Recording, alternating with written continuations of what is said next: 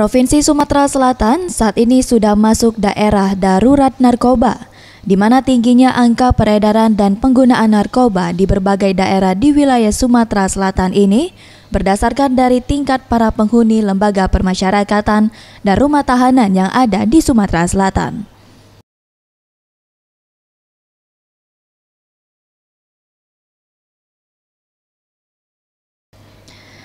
Berdasarkan data dari Kantor Kementerian Hukum dan HAM Sumatera Selatan, jumlah penghuni lapas dan rutan yang ada di Kabupaten Kota Sumatera Selatan sebanyak 70%-nya merupakan warga binaan yang terjerat kasus narkoba, yakni dari jumlah keseluruhan 12.899 warga binaan, sebanyak 8.000 orang terlibat kasus narkoba.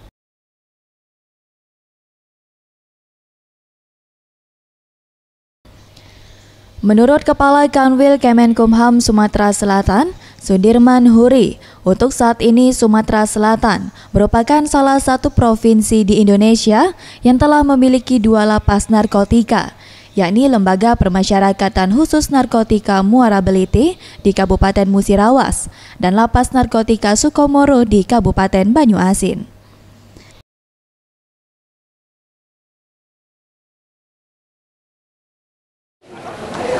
Persen kasus narkoba. Jadi 12.489 laporan beberapa hari yang lalu, mendekati 8.000 kasus narkoba.